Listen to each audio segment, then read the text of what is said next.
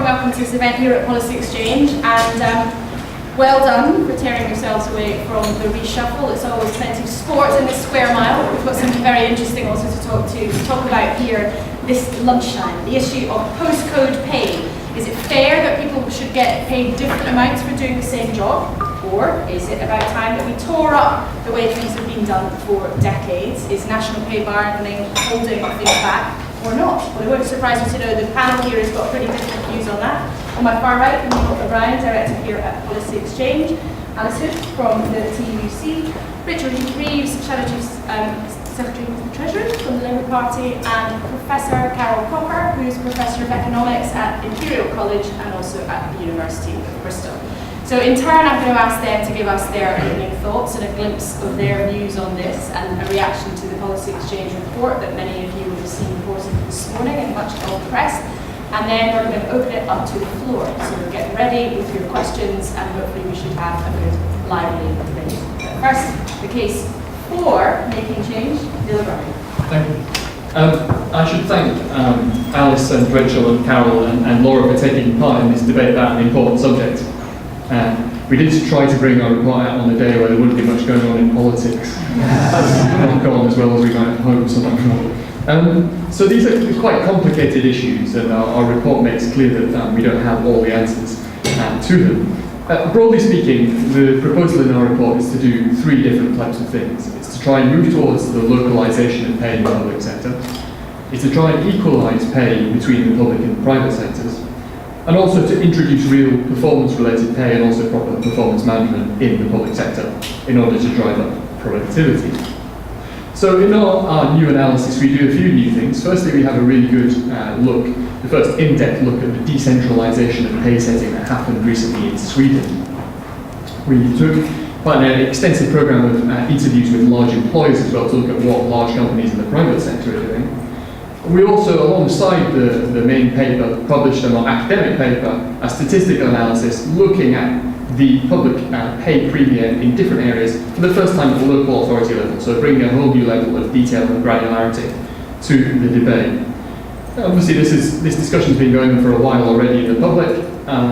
My feeling is that both sides in this debate have made some good points, and in our report what we're trying to do is really to try and see if we can't get a bit of the best of both worlds. So that's the goal of what we're trying to do. And broadly, we're trying to achieve two different things. One is about fairness, and one is about effectiveness. And so the first type of fairness really is between public sector workers in different parts of the country. So on paper, we could nominally pay everyone the same amount.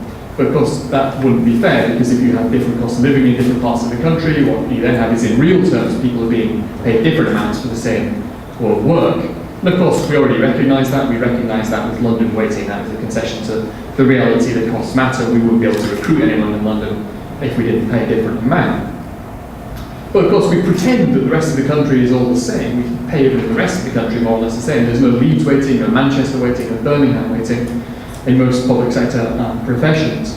But the cost of living is very different around the country. For example, the cost of living is 13% higher in the southwest than in Wales. So there are these huge differences, even at the gross regional level between different parts of the country. And then when you get down within those regions, the sub-regional variation in the cost of living is even greater. So the price of a house in somewhere like Harrogate would be 3 times the price of a house in Hull, even though they're within the same county.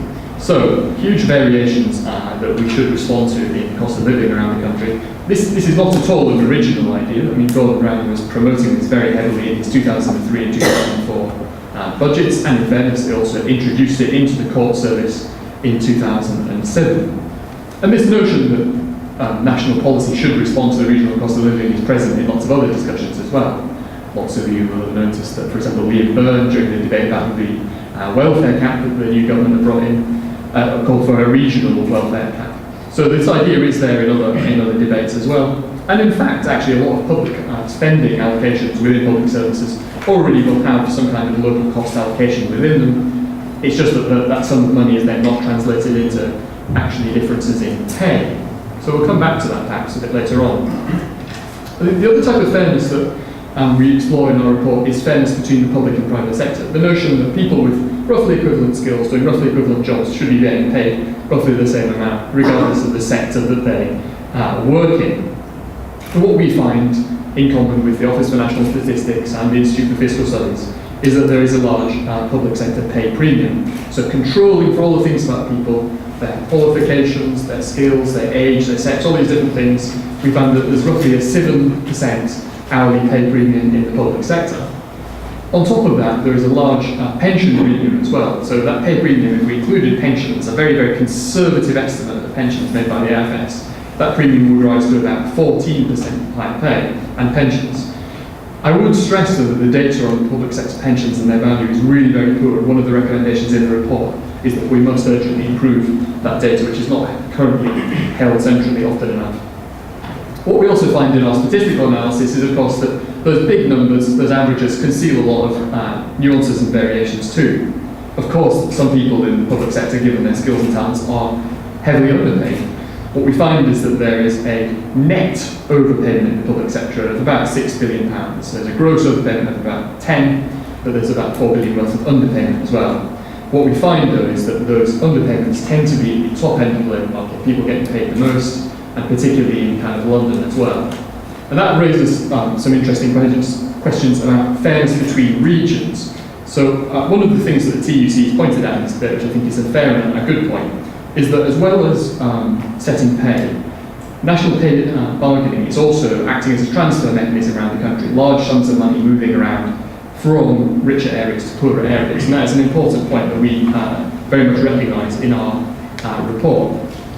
But is that the ideal way of transferring large sums of money around the country? Arguably, it's actually a very, very poor way, and it's not the way that most poor regions would choose to have their fiscal transfers made to them. There's some interesting work by Henry Overman at LSE, who I think is somewhere in the room, on what a large public sector, not highly paid, but a large public sector does to the private sector in regions where the public sector is large.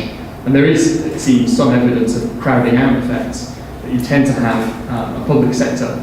A larger public sector will tend to mean that you have less manufacturing in the private sector, which is an interesting result of the rough, I'll do a bad job of explaining this, but the rough thought process is that if you have a lot of public sector workers, they will be spending money in a local economy, which is good for that local economy, but on the other hand, they will be bidding up the cost of living, bidding up prices and wages in that area, which is also good for the economy. Now for services, that balances out because they're spending money on local services. You have to use the local hairdresser, you have to use the local restaurant, but for manufacturing it doesn't balance out so well because the things that are manufactured, you won't tend to be consuming those from your local producers. So hence you end up with a smaller manufacturing sector, you get crowding out, you get slower growth in productivity. So there is a problem with using this as a way of transferring money around the country. And our report, I think probably the most original thing our report does is to try and break apart for the first time this discussion about transfers between regions and the pay setting process. And what we suggest is that the money you can save by reducing overpayment in the poorer parts of the country to the public sector workers could be spent on things which would be, in the longer term, better for those regional economies. So one thing you could do is to take that money and to spend it on local infrastructure projects. And Keynesians might be quite attracted to that and have a big multiplier. It would be good, particularly at the time of recession, to try and pull those economies out of recession. And that's something that the IMF have also suggested as well. They say fiscal space for further growth-enhancing measures could be generated by restraint of public employee compensation growth and used to fund higher infrastructure spending, which has a higher multiplier and raises potential output. So that's one thing that we talked about, and we used, again, some very conservative assumptions about the cost per job created. We assume that the ongoing cost of creating a job might be £33,000 a year. So very, very high assumption. We think that's, we could almost certainly create more jobs more effectively than that, but the public sector has had, in the past, not such a good record of creating jobs. So we've made this very, very conservative assumption that even so, given the sums of money we're talking about, we think we could create 288,000 jobs in the poorest parts of the country, which, if you think about that in terms of the number of people on the claim account for job seekers allowance, that would make a huge impact. You're talking about, reducing that by a quarter in large parts of the country. So this is something that can have a huge pro-growth, huge unemployment reducing effect in some of the poorer parts of the country. Alternatively, if you don't want to transfer the resources to the private sector, and arguably the problem for a lot of the lagging regions of the UK is they've got not too big a public sector, but too small a private sector, you could just employ more people, more nurses, more doctors, in the public sector as well, and reduce unemployment that way. So that's another way you could play it. Now, of course, there is a cost to that, because of course if you're using the money, you're continuing those fiscal transfers to poorer regions, then you don't get to address some of the problems caused by underpayment in expensive regions. And I think Carol will probably talk about that in some of her work on excess deaths in the NHS and problems with schools. However, there are two things we say in the report about that. One is that we need to understand more about top pay in the public sector. So there's those questions that Julie in the ground has raised about likely motivations. People doing top civil service jobs are motivated by more things than just money. And also, more fundamentally, there are questions about priorities at this point. So for me personally, the reason I'm attracted to the idea we should use this money to reduce unemployment, boost growth in the lagging regions, rather than using the money to try and pay people more in the richer parts of the country, is partly just because I think we need to do something to try and reduce the regional divergences in this country. So over the last 10, 13 years, you might think that we've had quite a good opportunity to try and reduce some of those regional inequalities, the north-south divide that we've talked about so much. But despite the fact that we had a Labour government that really did want to do something about this, and they had a big majority in a very benign fiscal environment, we've continued to diverge. So my home county, Yorkshire, in 1997 was, in terms of GDP per capita, it was 10% down the national average.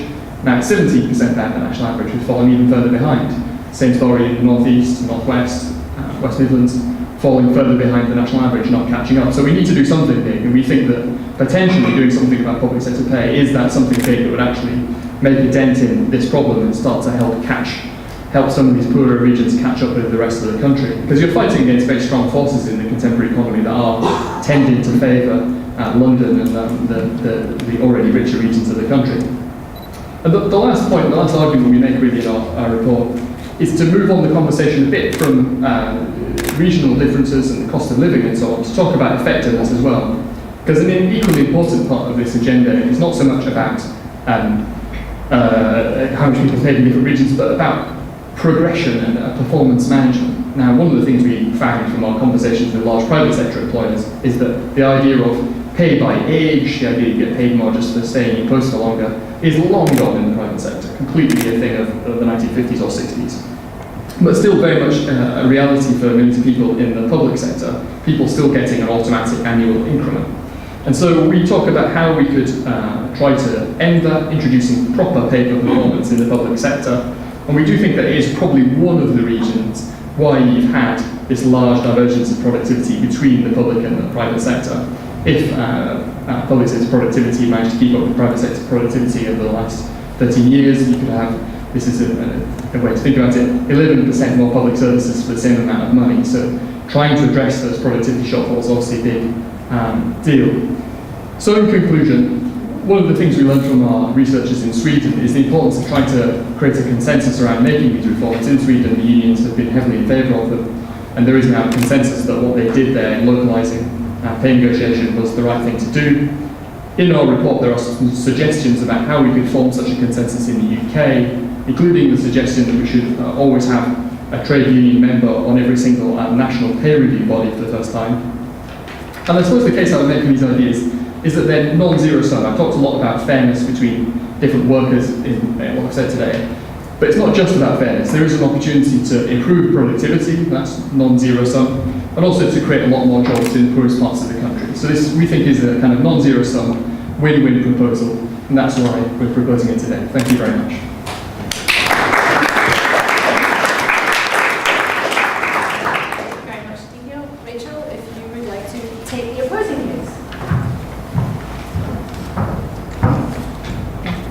Laura, and thank you to Policy Exchange for hosting the event today. I think that right now we need to do two things when we talk about what we need to do with the economy and reforming public services. The first is to ensure we get value for money for every pound of taxpayers' money spent. But the second is to ensure that we are building a fairer and, as Neil said in some parts of his presentation, a better balanced economy.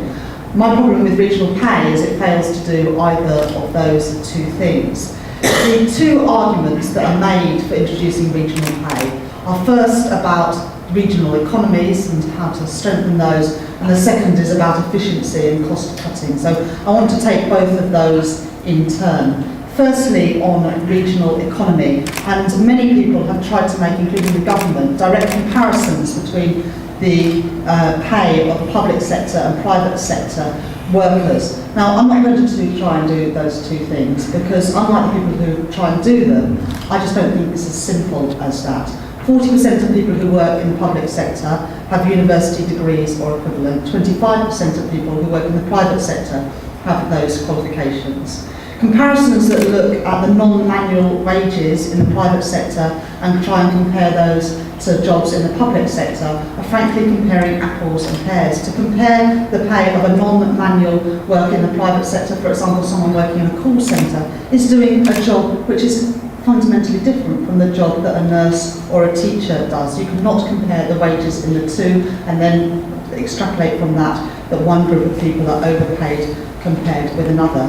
The idea as well, and the government talk about it a lot, of looking at market-facing pay, again suggests that there is some equivalent job for every public sector job. But how do you market-face the pay of an intensive care nurse, a special needs teacher, or a police constable? Frankly, it's not possible to do so. So I'm not going to try and make those crude estimates of the pay premium that the government does and that some of these studies have tried to do.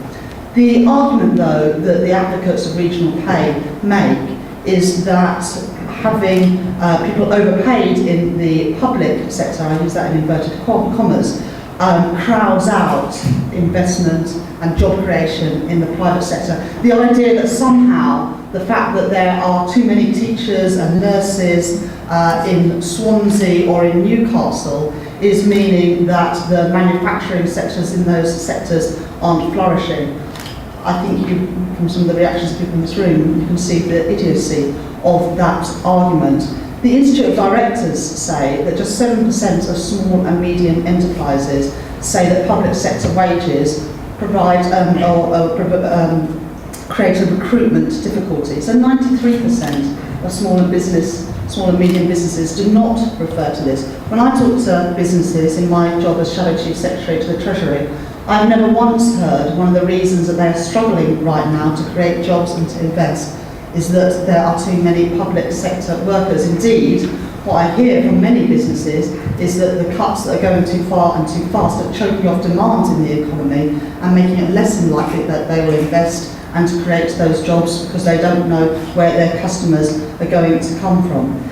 Especially though at a time when unemployment, particularly in some of the more poor areas of the country, is so high, the idea that this crowding out is going on just doesn't seem to stack up. In the North East, unemployment is 10.4%. In my region, Yorkshire and the Humber, unemployment is 9.8%. There are 4 or 5 people for every job vacancy. In constituencies like mine, it is much higher than that. So again, the idea that somehow the private sector cannot find the employees because too many of them are working for too high a wage in the public sector just does not stack up. The Policy Exchange in their report that they've published today say, and they do acknowledge this, that a policy of regional pay would be likely to redistribute public finances from low-cost areas towards relatively high-cost areas. They go on to say this would be likely to damage growth and exacerbate regional inequalities. And I couldn't agree more with that statement. That is exactly what a policy of regional pay would result in. In fact, the government's numbers that they quote, which suggests that public sector workers in Wales are 18% overpaid, or in my region of Yorkshire, men are 10% overpaid and women are 16% overpaid, those sorts of numbers would suggest that we should take £830 million out of the Yorkshire economy, £97 million out of the Welsh economy, and £280 million out of the economy of the North East. At a time when we know that those are the parts of the country that are struggling most, I just don't see how those policies would help rebalance the economy and create the jobs and investment that we need in some of the more deprived parts of the country. This government has scrapped regional development agencies. The regional growth fund money is not getting through.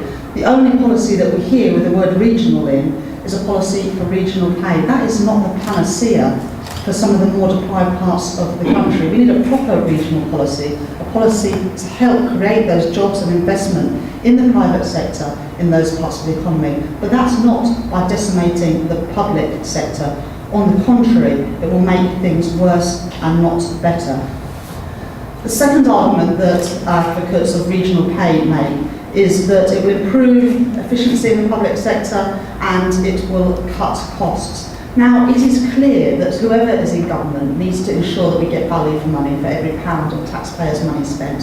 And Edmund and Edwards have been very clear that that would involve discipline in terms of public sector pay. But it's not clear that the right way to tackle any shortages is to pay less to people who work in more deprived areas for doing the same jobs. Neil mentioned in his opening remarks the fact that house prices are higher in Harrogate than they are in Hull. The average house price in Harrogate is £254,000. I don't know about Hull, but in Bradford the average house price is £130,000.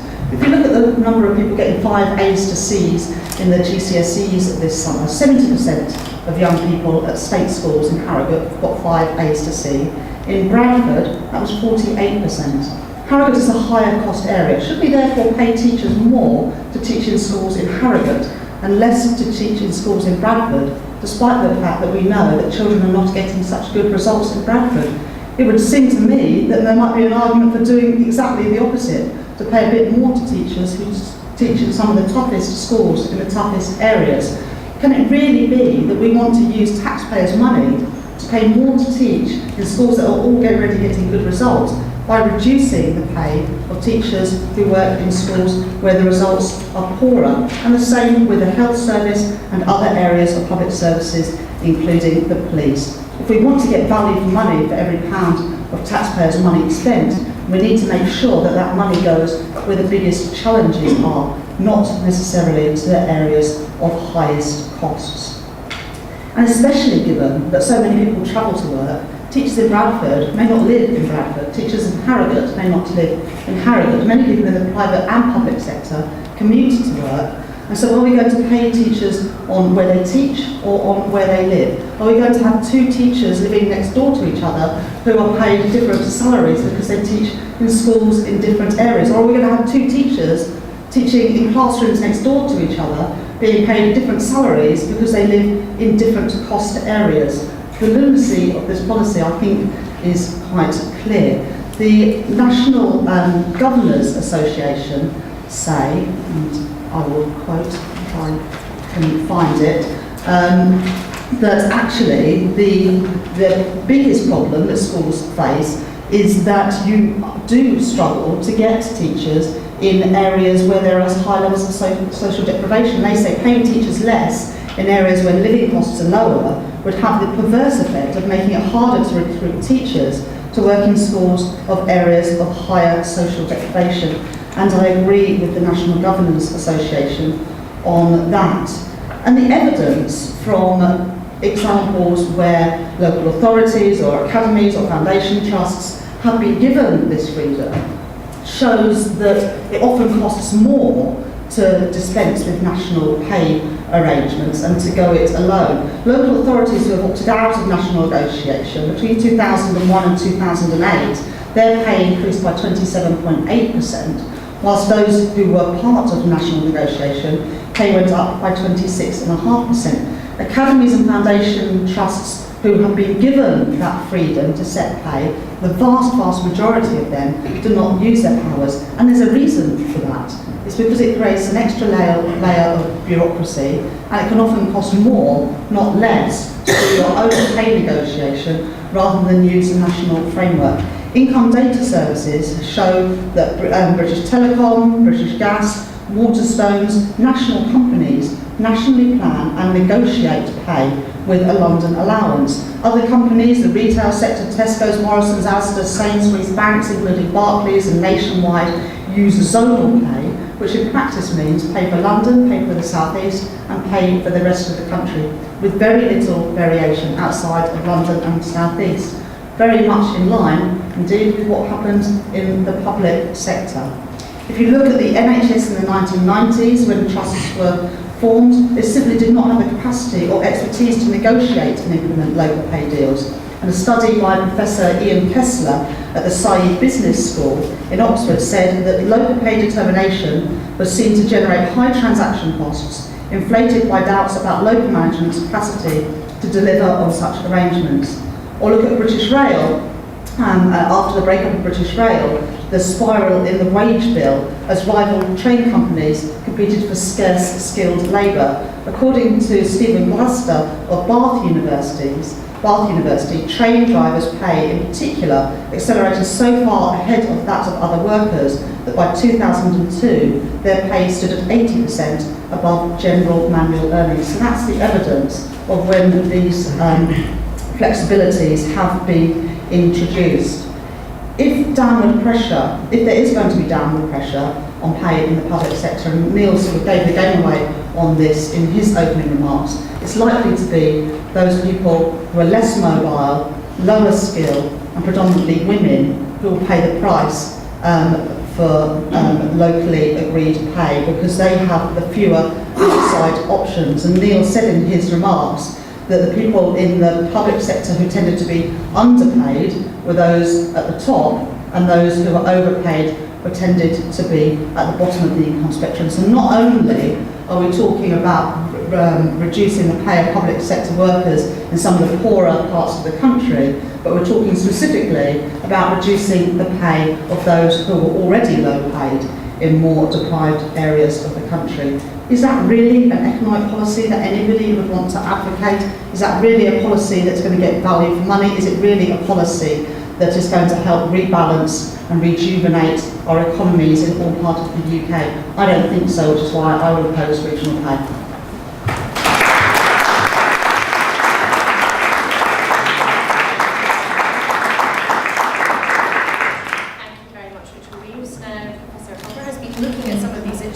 Crunching some of the numbers, and I invite her to address this.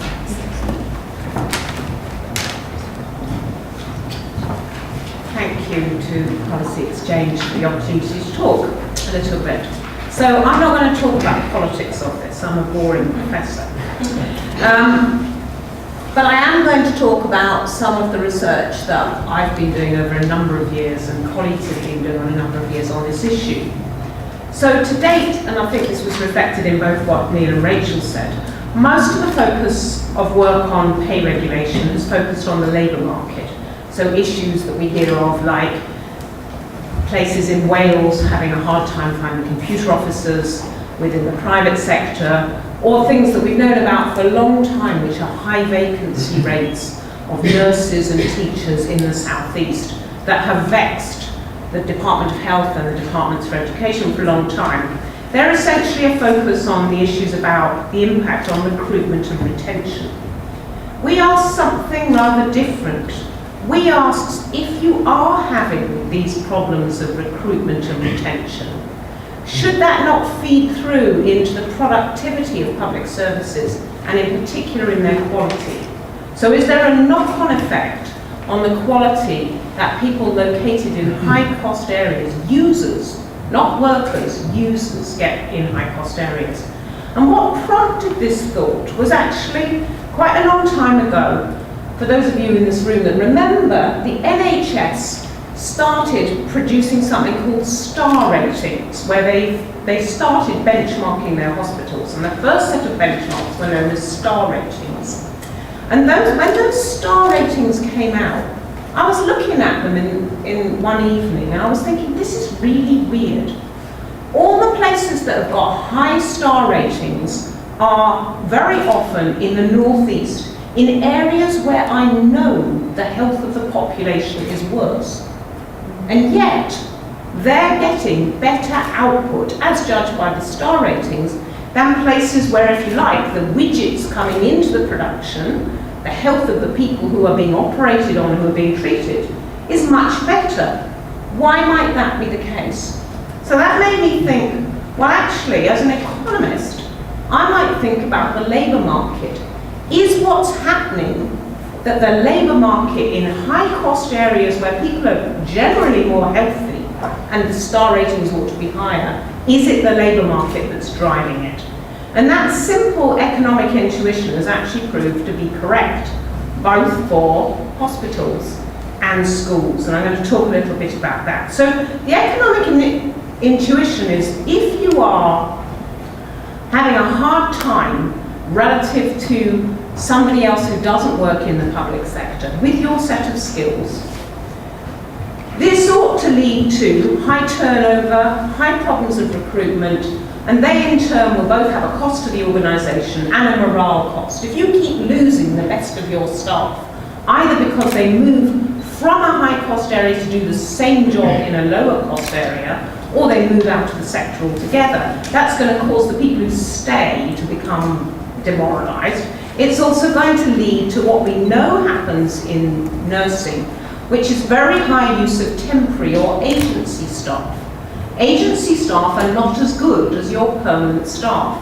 There are lots of cases where agency staff in the NHS go in at a lower band than they are actually graded for their main job. Often they're moonlighting, but they're going into a lower band. Why? Because they know they don't know the hospital they're going in so well.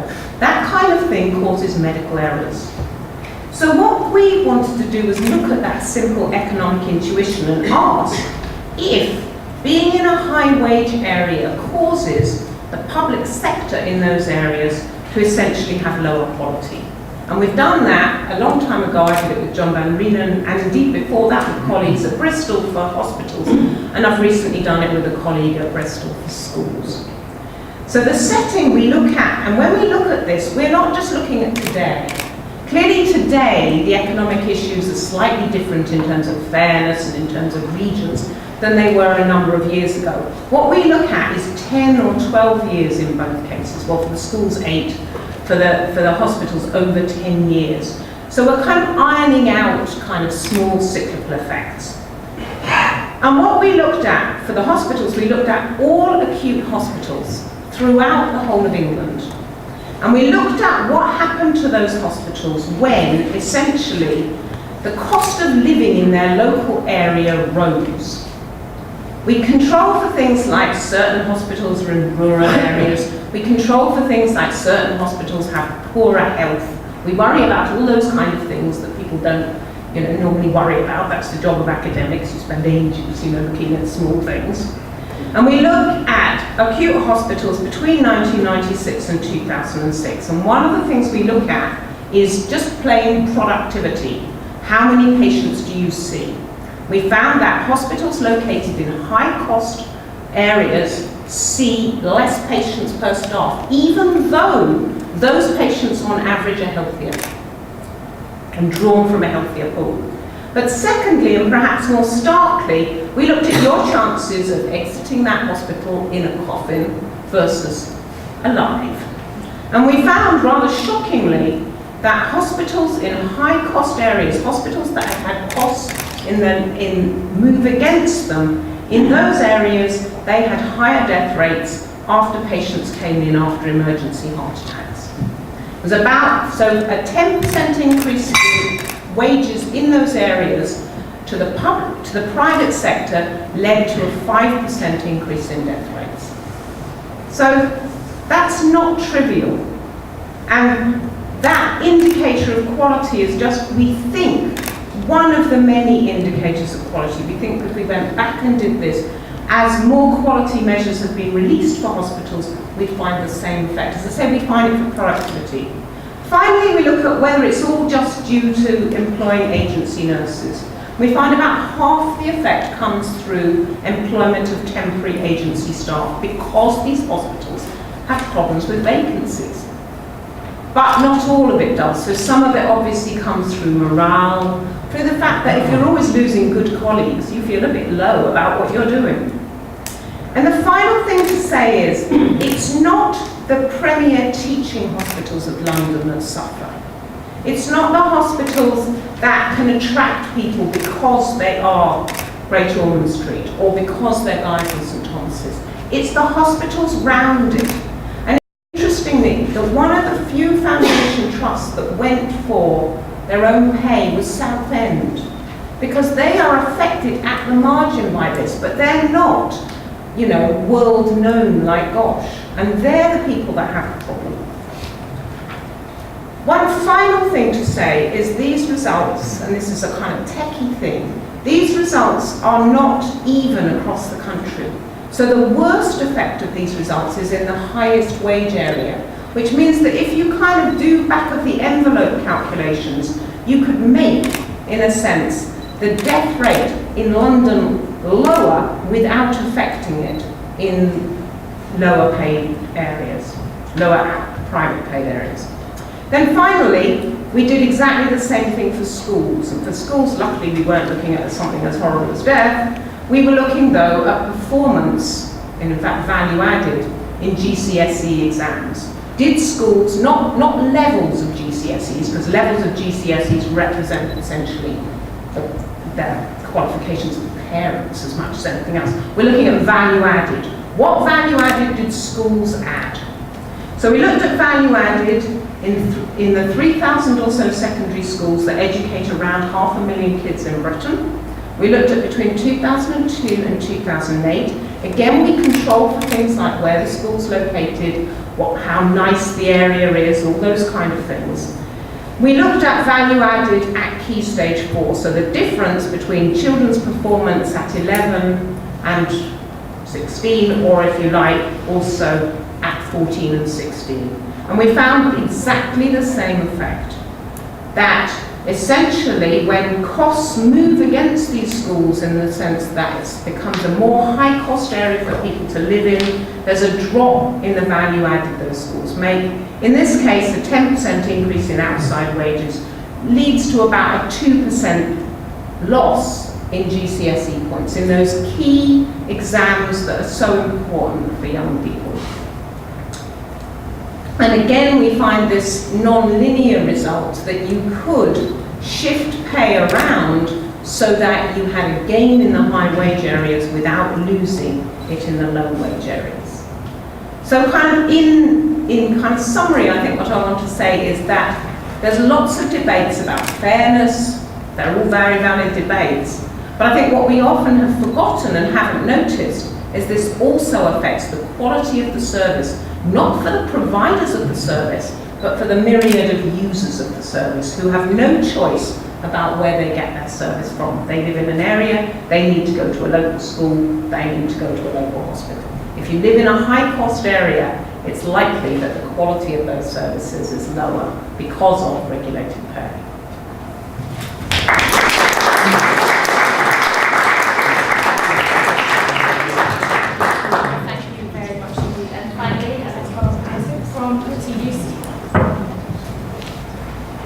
Thank you, and thanks for the Policy Exchange for hosting today.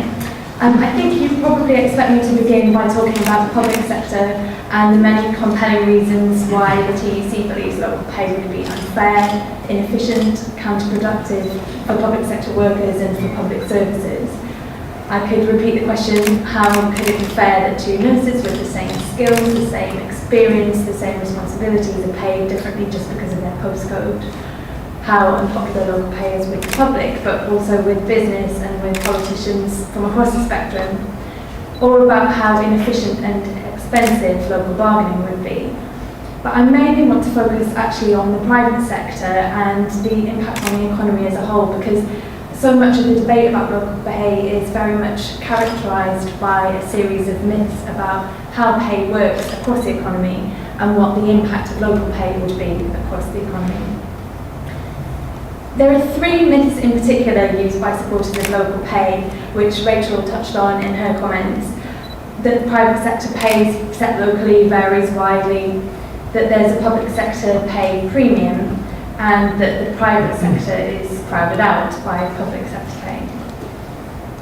George Osborne repeated the first myth when he said that in contrast to the public sector, private sector pay is set in accordance with local labour markets.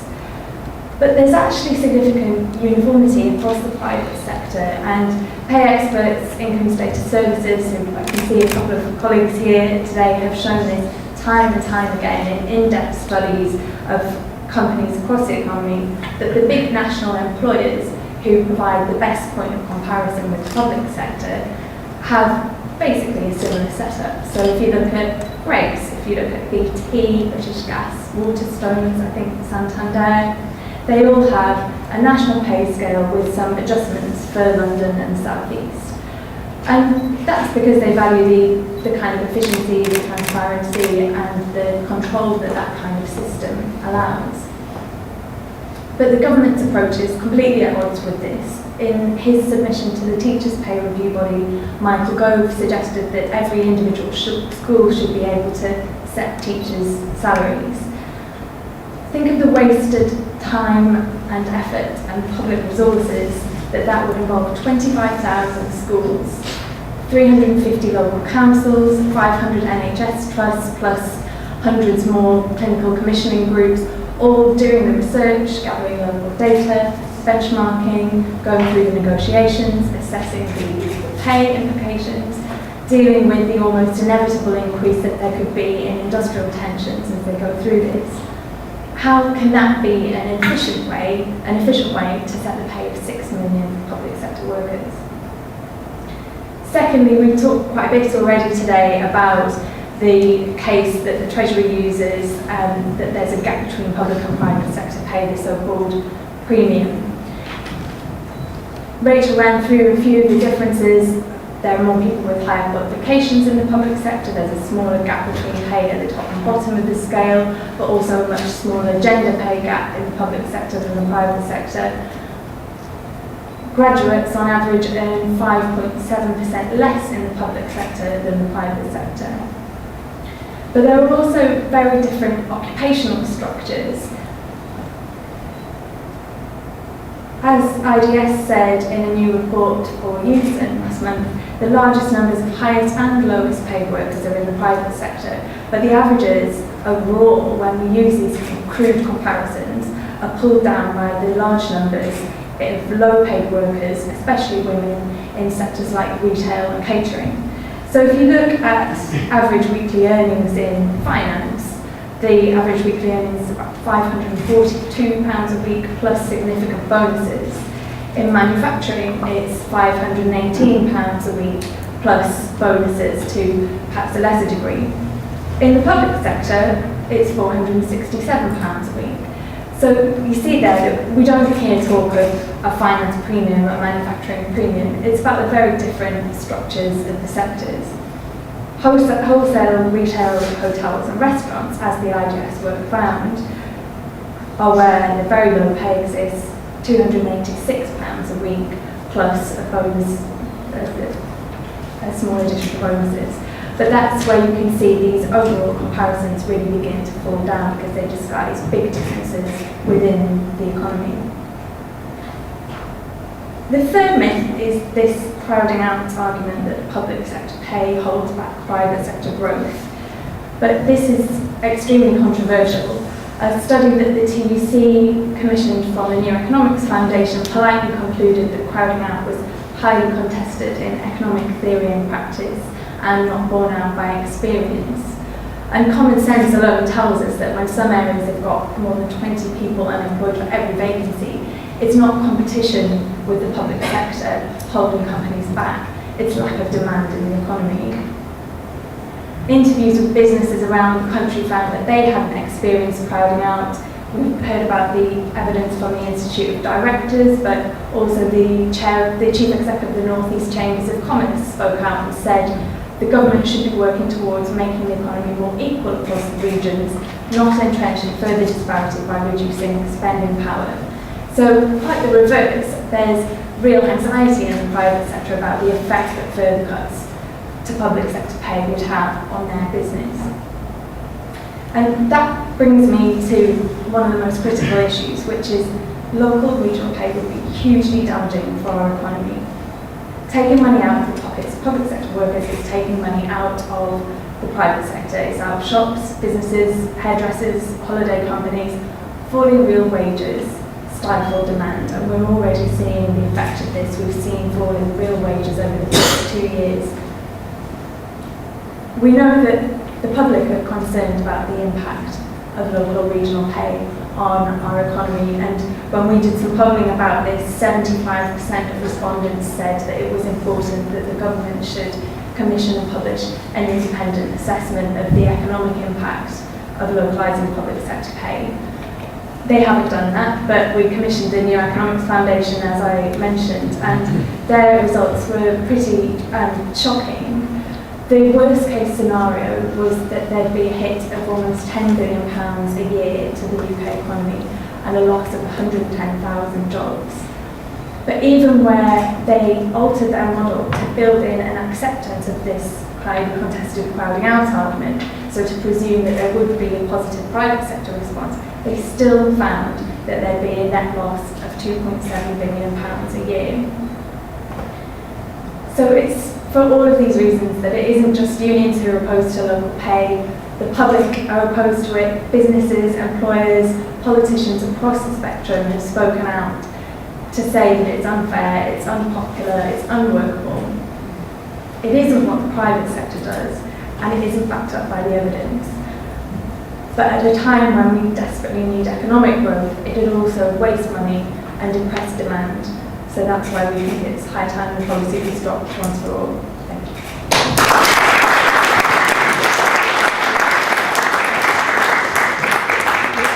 Very much indeed. Well, certainly lots of disagreement on the panel here, lots of points to pick up on, and let's go straight to the floor and have your questions. I'm not sure if there's a roving mic. There is a roving mic. So if somebody would like to start us off with the first question, gentleman here in the front row. And could you tell us your name and also where you're from before you take your questions? Hi, it's a daily life observation. I suppose whatever the rights and wrongs of both sides of the opinion, it could be very important to get the public to buy into the policy. And when we asked people in May the question, the government has said cutting real terms public sector wages will help boost job growth in the private sector. Do you think this policy will help or harm regional economies outside London and the South East? In some, 45% of people said that it would harm regional economies, 22% didn't think they would help, or only 17% said they would help. And of those people, 37% of Conservative voters thought they would help, 12% of the Dems, and 8% of Labour. So there seems to be a bit of a trust gap, because if the public are thinking there's less money in my area due to public sector pay reductions, but it's okay because central government will help by increasing enterprise spending, it's the kind of people that expect to trust the government. And I think at the moment there's not a lot of trust in governments of any persuasion. Well, Neil, and to that point, politically, it's very difficult to sell, isn't it? I mean, you're not just saying to people, your wages might be cut compared to somebody in a different part of the country, but also trust us because we'll put that money back in. As your evidence suggests, people are pretty sceptical about that. I mean, this is exactly why we've done our report today, which is really about completely changing the arguments we've been having so far about local pay. And I felt so far in our debate, we've sort of slightly been arguing past one another to some extent, which is understandable because all we're saying is new. I mean, Rachel made a series of points that I just completely agree with you in saying it doesn't make sense to compare apples and oranges. You have to control the different composition of the sectors. And that's exactly why we've done that in our report. That's why we've used the same methodology as the ONS and the IFS, and why I've never seen anyone dispute the fact that using that like-for-like methodology there is a public sector premium, which gets even bigger once you factor in the pensions. Rachel also made the point that there is this there would be a huge cost if you were to just cut off these transfers between regions that are embodied in national pay bargaining. We completely agree, and that's why we're recommending breaking those two things apart so that the transfers continue. And there is a huge cost in doing that. So in the proposal that we're making today, we wouldn't unfortunately be addressing a lot of the things that Carol talks about. We wouldn't be addressing underpayment in expensive areas, and we wouldn't be solving some of the issues she raised. And we were clear about that cost, but the upside of that is you then can spend all that money creating more jobs in the poorest parts of the country and reducing inequality. But precisely to your point, I mean, how on earth would you guarantee that the Treasury would say, oh, thanks very much, we'll have that check and put it back in the pot, especially right now? I mean, I think the Treasury simply wouldn't be able to do any of these kind of changes unless they do them along the lines that we talk about. If this was just a proposal such that the Treasury could swallow loads of money from the North and put it into paying off the deficit, it's a political non-starter. So it's pointless. We had an interesting conversation, we're not breaking confidence here, with some Treasury officials. We were saying, you've got to be clear, none of this will work unless this is about benefiting the poorest parts of the country. We said, of course, we're not scoring this. We're not saying that this is going to save us money. We've been very clear about that. We said, when did you say that? I said, well, if you look in the tables of that last budget, it's very clearly not scored as a saving. We were like, right, that's that famous Treasury communication in operation. But the reason it's not scored as a saving by the Treasury is the Treasury are talking about perhaps what Carol was talking about, which is moving money from one region to another. So, the opposite of what you're saying. We don't know what the government are going to propose yet because they're still doing their consultation. But yes, what we are proposing is quite different from what Carol was talking about. And as it were, we're taking the benefit, instead of reducing those underpayments in London, we're taking the benefit in terms of job creation in the north. So to put it really crudely, I mean, you talked a lot about regional stuff. And of course, the title of the hashtag of our event is local pay. You quoted us, in fact, disagreeing with regional pay, because of course, there are these important variations within regions. Even within a local authority, say, that's running 10 schools, it's not just that we're saying all of the pay of people in different schools is just about the cost of living in their area. What you need is the flexibility to be able to vary pay. So where you have a shortage in that tough school dependent you were talking about, then you have the flexibility to increase their pay. So Rachel, for you, I mean, if there was ever to be a way of guaranteeing, saying, okay, we're going to cut nurses' pay in this particular area, but that money absolutely 100% guaranteed will go into help creating jobs in that area, would you ever consider accepting it? No, for the reasons that I set out. If you look at, for example, Bradford versus Harrogate, the fact that it costs more to live in Harrogate, but schools get better results. Similarly, a lot of people who qualify as doctors or nurses or teachers, would love to teach at school or work at a hospital in Oxford, might not be so keen on working in a hospital in Gateshead because you have a higher standard of living in a more affluent part of the country. So it doesn't seem to me to be right to pay people more to work in areas that are already doing much better. Although we haven't got anyone from Gateshead in the room, because some people might say you've got much nicer standard. Especially if you come and work at a school in, Leeds West, but the schools are a lot tougher than the schools in Harrogate. But under some of the policies that are being advocated on local pay particularly, you would end up paying more for a teacher to teach at a school in Harrogate. So you could live in Leeds West, my constituency, commute up to Harrogate 20 minutes, get paid more, rather than work in a school in my area which desperately needs the best teachers to turn around some of the results. Hi. Do you just want to wait for the mic? It's a follow-up question actually to Rachel on that point. It's Jennifer Powers from Westport Communications. Aren't you very persuasively making the point for individually negotiated contracts by saying that it shouldn't necessarily be salary based solely on cost, but on local need? I found that part of your speech to be to that point, and I wanted you to respond.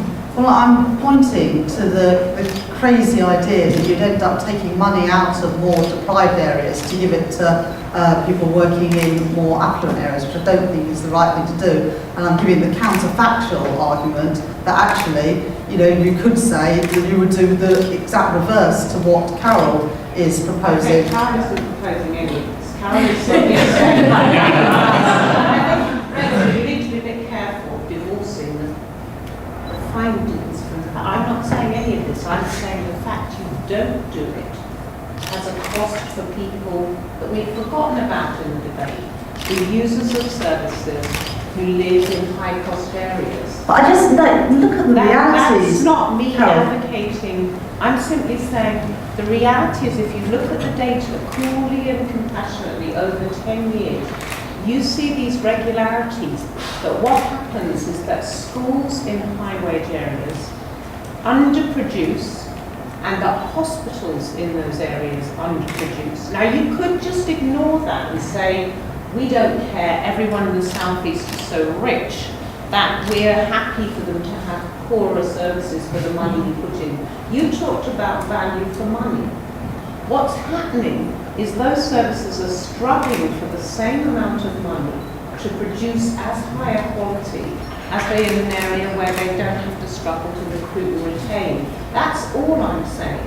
Well, you can look at all the data in the world. I suggest that maybe you go into a few schools and hospitals and look at the reality, because the reality is it is a lot tougher to teach in some of the most deprived areas in the country. And the idea that schools in my constituency are somehow getting the best teachers because it's cheaper to live in Armley than it is to live in Harrogate. It just doesn't stack up with what you see from going into those places. Come in on that just briefly. I mean, there's a lot of variation within even small regions, but broadly speaking, in areas where the costs are lower, they have a lot fewer problems recruiting. So the number of vacancies for qualified nurses by region is 4% in London, it's less than 1% in the North East. So what Carol's been saying, I think, is broadly true. You know, you might intuitively what you're saying, so we require lots of money to go and teach in a tough school.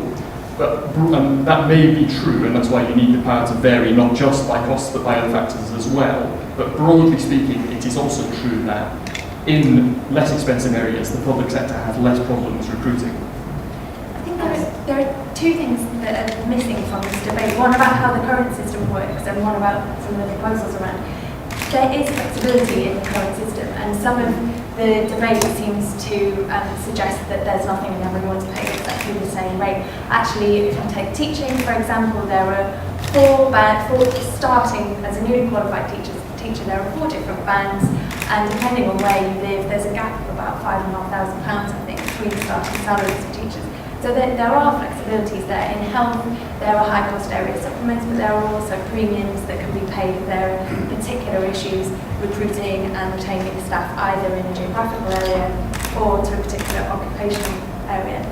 But the other thing that's missing in the discussion about the proposals is there's no acknowledgement of the cost of local bargaining, and it's a consultant's paradise.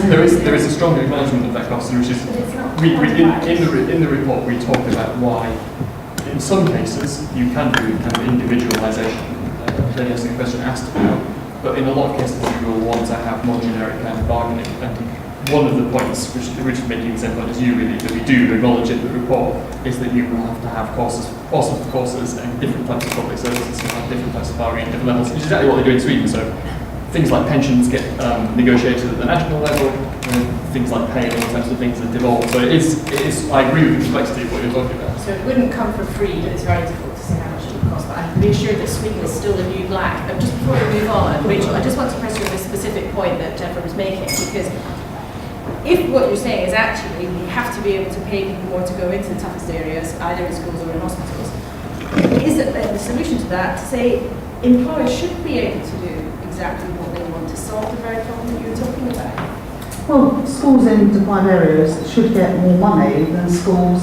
in That's not more the same thing, affluent they should be areas. able No, to it's not. I decide think their that's the right thing to do. So you get the extra support for the teaching assistants, for people to help with reading recovery in those schools, to make sure that there are extra resources and extra staff to help people, particularly with more special and high needs. I think that's the right thing to do. You know, not least because, as I say, people don't work and live necessarily in the same areas, and so I'm just giving the counterfactual to the point that's being made by others.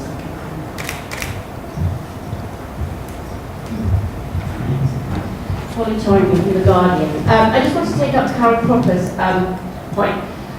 I discussed your work with Sir Roger Boyle, who is, until recently, the Heart Bazaar.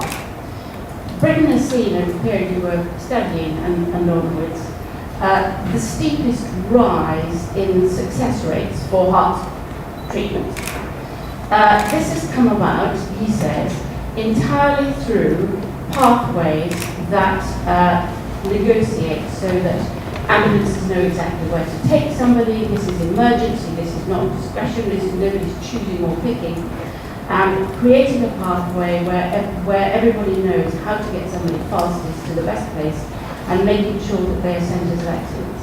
And there is a big variation around the country between places that have agreed to set up these pathways and places that haven't. Now the variation that he talks about there is of such a greater order than anything you're talking about concerning pay. It really pales into insignificance. He says this is sort of trivial compared to the real gains to be made. And very often, I'm afraid, the econometric approach that doesn't actually delve into what actually happens on the ground, the real world situation, simply misses the point.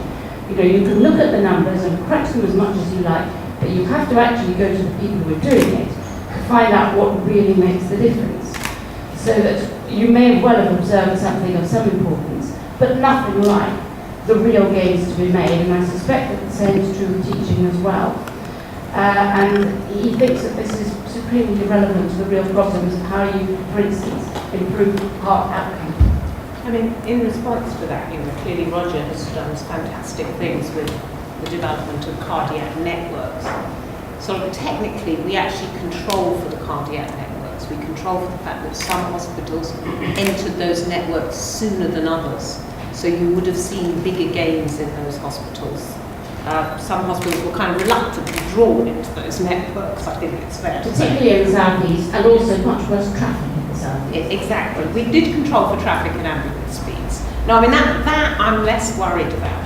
I think the point that you're making, that this is small beer compared to other possible productivity gains you could get in the public sector, is an issue that kind of, we've had very low productivity growth in the public sector in Britain as a whole. We've had some, and a lot of it actually reflects putting in resources. So I think one of the things my research actually says is resources matter. Pay is a resource, and that is coupled with the fact that, like Boyle's work on getting all these networks and putting in money, and we've seen the same thing in London schools. London schools have had an upsurge in their performance because they've had money put into them. So part of, I think, what this whole body of research says is that resources do matter in the public sector just as they do in the private sector. Now, whether this is tiny small beer or big small beer depends, I think, a bit on the length of time you're going to under or overpay people, crudely put. In 1 year's terms, sure, we're finding, a 5% difference in death rates. But if that difference in death rates spills over into other quality measures and is a crime across the board, whereas Boyle is only concerned with AMI deaths, then, and I don't think we know the answer to that is the answer. I take your point completely, Polly. I think, you might say that compared to the Big Bang networks, but the Big Bang networks, in a sense, you go for the lowest hanging fruit. And you might have got some of your big bangs. You need to move to maternity for networks as well. But that doesn't mean you should underpay a maternity nurse in, say, somewhere like Guildford, where actually outcomes are not that great. Can I just add another point? Don't you think that at the heart of this, as so many of our other problems, is the housing crisis? And that's what all of this is about. It's about people's inability to afford to live in expensive places. And that's the tragedy at the heart of it, really. Much more important, again, than questions of regional pay and the question of building homes. Okay, next question, Desmond. George Jones, LSE. The speaker behind me mentioned the principle of local need.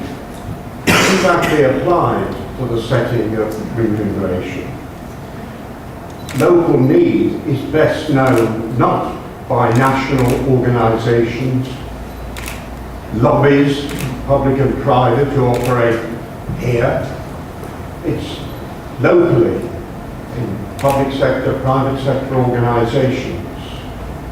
And when they examine their local need, surely they should be focusing on recruitment and retention. Those are the issues that show what the local need is. Is cost of living, shouldn't that be removed from the discussion? That's nothing to do with it. That's something to justify the activities of these national lobbies, promoting their own jobs. Localise. And that would deal with the principle of local need. I suppose what I'd say to that is if you're trying to address the local need, the local vacancy rates, and your difficulty in employing people, how hard are different public sector organisations finding it to recruit is something that's very relevant to that. And we have this scarce resource, which is our money. In the areas where the public sector is absolutely not struggling to recruit and seems on a like-for-like basis to be substantially overpaying people, that gives us this resource which we can use in better ways. There's the fundamental argument of our piece. Two, and again, I would stress how conservative the assumptions we've been making are. Even assuming they cost us £33,000 a year to create one job, and I'm sure we must be able to do better than that, you could make an absolutely enormous dent in the claimant count in all the poorest parts of the UK using the sums of money you could save by not using those resources to overpay people, which isn't taking you anywhere because you're not struggling to recruit. If the Treasury meant you keep your cash, if you basically... Absolutely. None of these things work unless you do them right. If you do them wrong, they don't work. And it's on that point of local need. I mean, actually, it's a simple principle, and isn't this really at the very heart of this debate, that if there's a problem locally, you should let local employers sort it out, you should let them set pay, and actually all of your arguments could be much more simplified, much more persuasive if you just said that.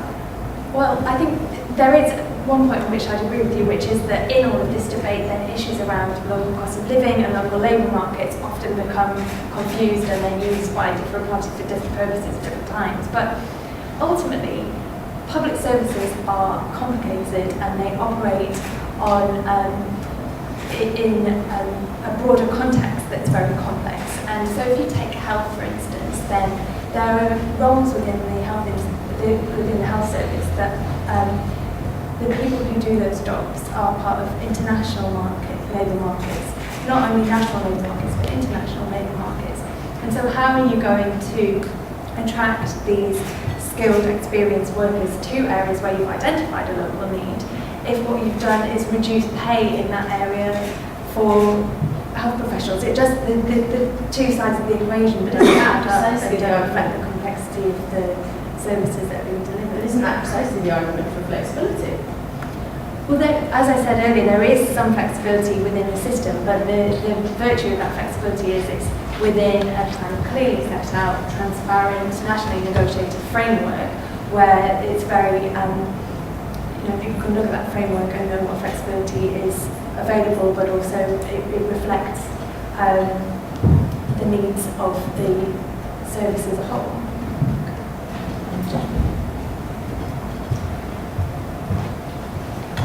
Steve Barwick, Communications. I think the discussion, interesting as it is, has been taken place at a sort of abstract level, as if these are all great ideas to all discuss and think about. And that's obviously right because there's a consultation, but actually, while you've been talking, HSJ have just reported that the model in the southwest where charity trusts have clubbed together all but £1,000 into a pot to look at bringing in kind of regional pay. And they're actually doing it now, talking about it, planning to do it.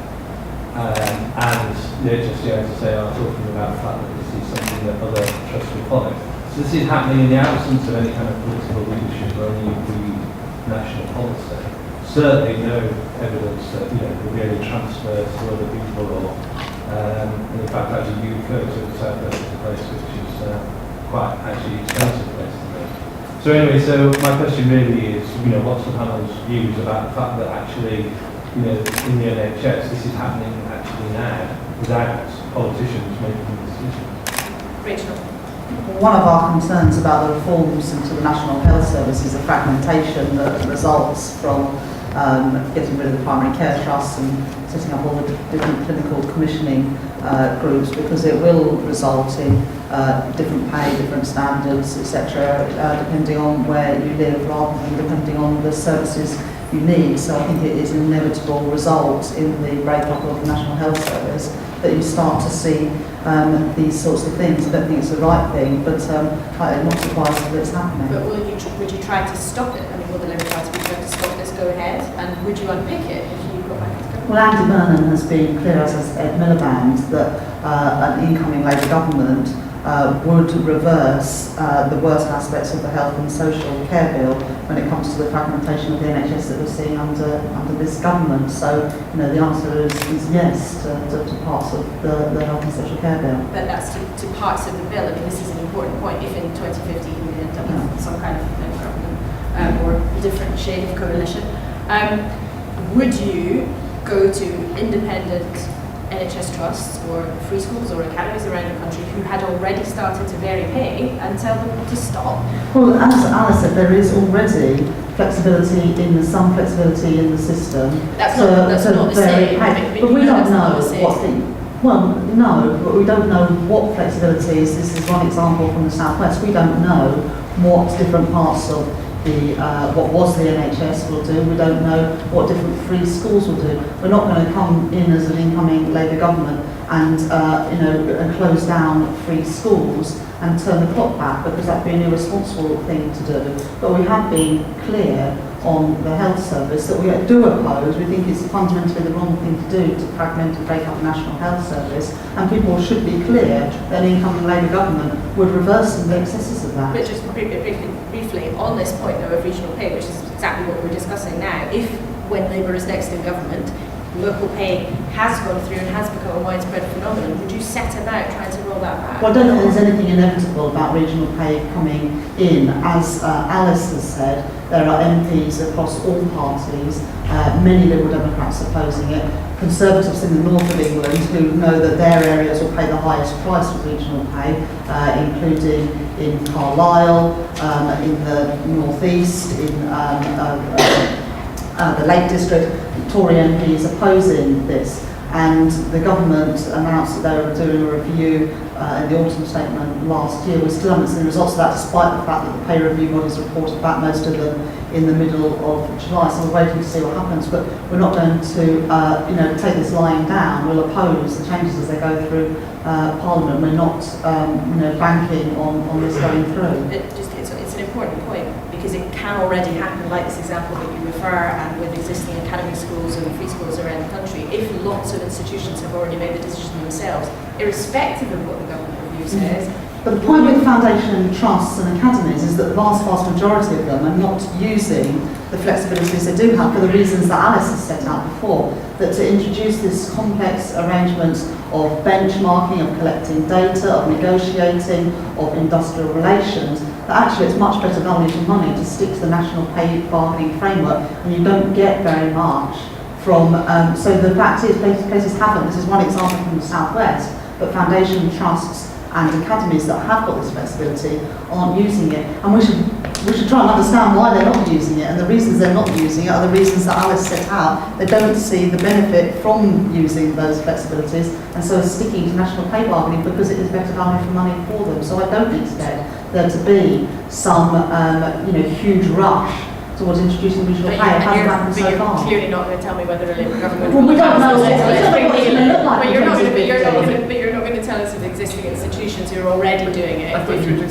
But you've already said that you would retain the localisation of paying the court service, and you would carry on letting schools. Well, if you look at the court right? service, actually, under the last Labour government, we reduced the number of bargaining processes within the court service. There were over 40 different pay negotiations going on in the court service. There's now about 4 or 5. It pretty much reflects the rest you're of happy the... with what they've got now in the court service, right?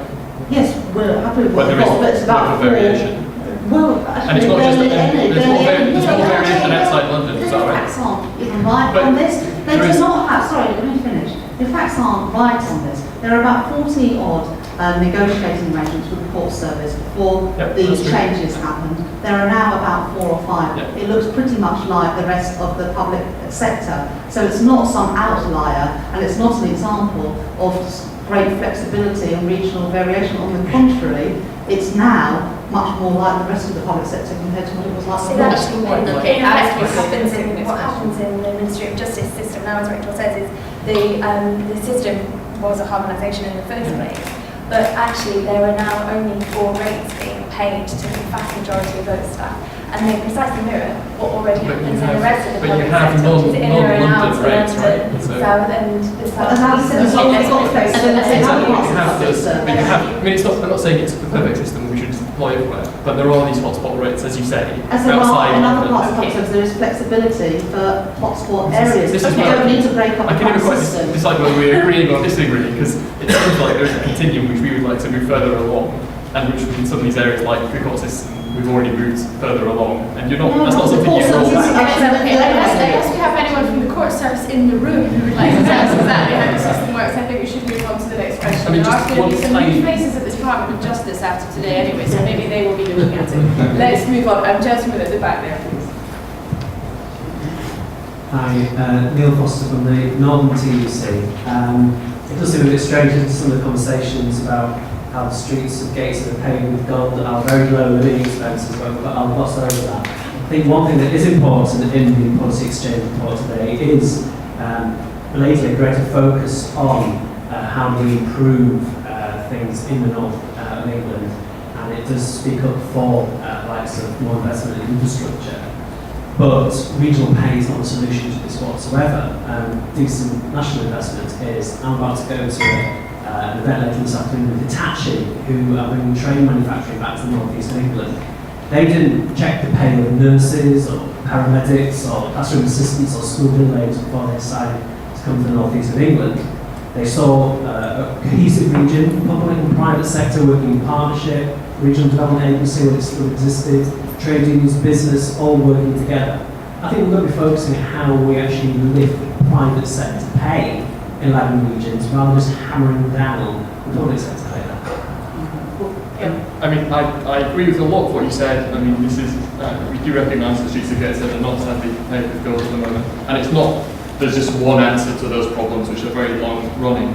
But I did say in my presentation, we've had a very good opportunity to try and address some of these regional imbalances where we had the government wants to do something about it, big majority, loads of money, and yet those divergences did increase. That's not true, Neil. But in 2002, 2008, up to the crash, the North East was the second quickest growing region apart from London. Okay, but so 97 to 2010, go slightly longer focus. I mean, I talked before about how Yorkshire had gone from being 10% behind the national average to being 17% behind. Over the same period, the North East also did, as you know, fall further behind in terms of GDP per capita. And that's, you know, that is the best, almost one of the best opportunities we're going to have for regional catch-up, because you had all those good, favourable circumstances, So and we've got to look at that's looking that again, absolutely. Can you, in one sentence, explain why paying people less in one area would make the private sector more likely to invest? We're not saying that. What we're saying is, so on your point, we need to do lots of different things, and so we will be doing a seminar series here soon on industrial policy, all those kind of things. So there's a lot of different methods. On this specific point, what we're not saying is, if we just cut the pay of public sector workers, there will be a magic transformation in the private sector, and that will jack up the number of jobs in the private sector. What we're explicitly talking about doing is using any savings from stopping overpaying people on a like-for-like basis with the private sector, using those savings to directly create jobs. So we're not relying on any kind of magic happening.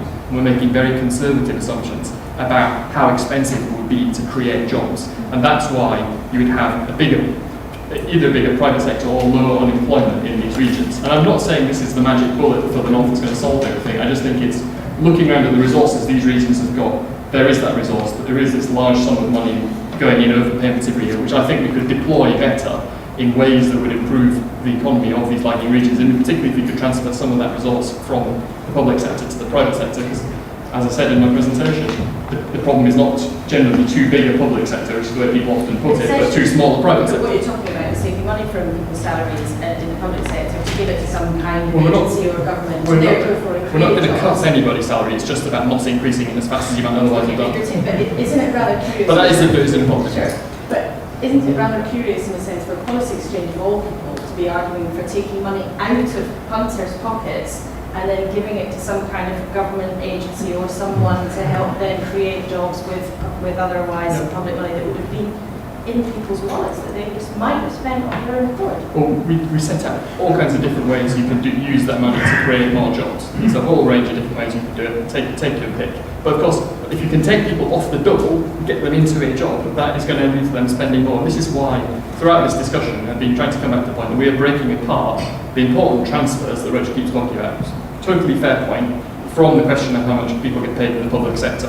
Sometimes people say, this is a plan to cut the pay of people in the north. It's absolutely not. It's to stop the overpayment of some public sector workers in some rural parts of the country in order to have lower unemployment. It's non-trivial. If we're talking about creating 288,000 jobs, very conservatively, in the north, that is not a trivial advantage for the north. That is a big deal, and it would make a bigger dent than a lot of other things that we talk about here.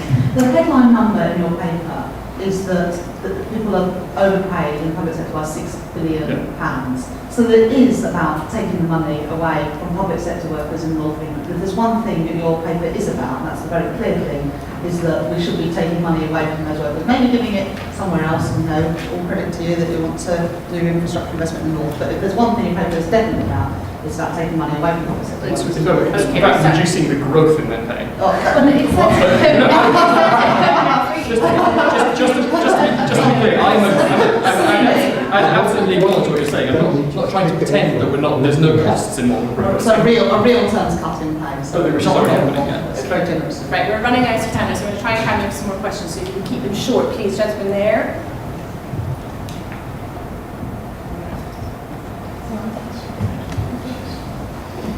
Gavin Edwards from Unison. I just wanted to focus in on the issue of the pay premium, as we mentioned so many times before. And you said earlier that you've not heard anybody dispute the IFS methodology of comparing, that you've come up with this figure for the pay premium for.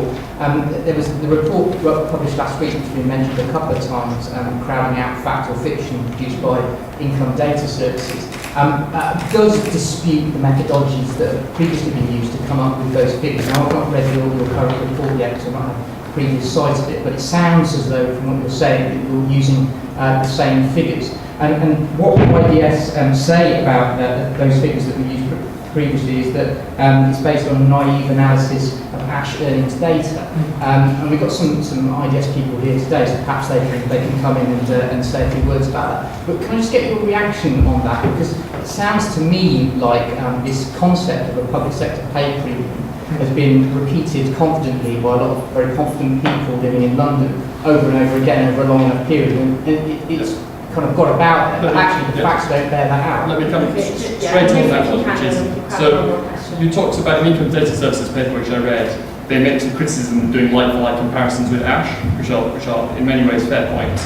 What we're doing in our report is using the LFS, and so we are doing like-for-like comparisons, controlling for everything about people, and that is the methodology. It's not just us or the IFS, it's the Office for National Statistics do this as well. And on your point about crowding out, again, fair enough. It's not the only reason why you would want to move to local pay bargaining. We say that in the report. We think there is some evidence for crowding out. We might be able to hear potentially from Professor Overman. But that's not the only reason for doing this, and it's not necessarily the only reason. Well, it may be one of the reasons he uses, but it's certainly not the only reason I would use, or perhaps that he would use for these arguments. So even if you don't think there's only crowding out, there's lots of good reasons to do this. And we're not going to settle that here, so let's just take a final question from the gentleman there, and I'm sorry if I wasn't able to get to you, but we are almost out of time. Again, if you can. Sure, well, yeah, Ken Mulcairn from Income Data Services, as previously mentioned. Just to try and tackle this argument about the public sector premium, the ONS bases its arguments on Ash, as you pointed out, and at one point they accepted that because Ash actually excludes the bonuses that are so common in the private sector, let me finish, but don't really apply to the public sector to anything like the same extent. If they were actually included in their analysis, they'd almost eliminate the difference between the private sector and the public sector. So that's one point. The other point is that you talk all the time about a like-for-like comparison. Now, I haven't seen your figures, Neil, so I'll have a look at them and work out what I think when I do. But the difficulty with regression analysis is what they do is they hold the differences equal. And in fact, the differences between the private and the public sectors are precisely what is at issue here. I mean, to treat the private sector simply as an undifferentiated whole, in which you and many other people seek to do for political purposes, I think is invidious, to say the least. So that's one comment. I've got a quick question for Carol, if I may. Carol, I was really interested in your conclusion. I was interested in a lot of what you said. I thought you made some very good points. But then you reached a conclusion where you said, the problem is the way that pay is regulated. Now that seems to me to be a massive leap, and I just wondered if you could shed some more light on it, please. And Carol, briefly, if you can. Thanks. All I was saying is that the central regulated pay imposes costs that we hadn't thought about. Costs for the users of service in high cost areas. And that's all I was intending to say. All right. But I will make one more point, which is I'm kind of interested in the proof being in the pudding. And one of the things about whether wages are higher or not as done by different data sets, different econometric techniques, what we see is that in a sense the knock-on effect is vacancies and retention, and that is more problematic in the high-cost areas, suggesting that even if we haven't got the differentials quite right, over a long period you see these problems in the labour market. So I think that says, I agree with you, there are all sorts of ways of doing these differentials, but you're seeing it's the kind of proof of the pudding. It's that little bit, that extra bit that says what actually people do is they quit their jobs more. Yeah, but you've got a correlation, it's not necessarily a causation, is it? Okay, I'm afraid that we are almost out of time. Just for fun, if you think local pay should happen, then stick your hand up. And if you think it shouldn't happen, stick your hand up. And if you don't know yet, now, I would thoroughly recommend reading the report if you haven't read it yet. Thank you all very much indeed for coming. Thank you very much indeed to all of our panel and policy exchange for having us.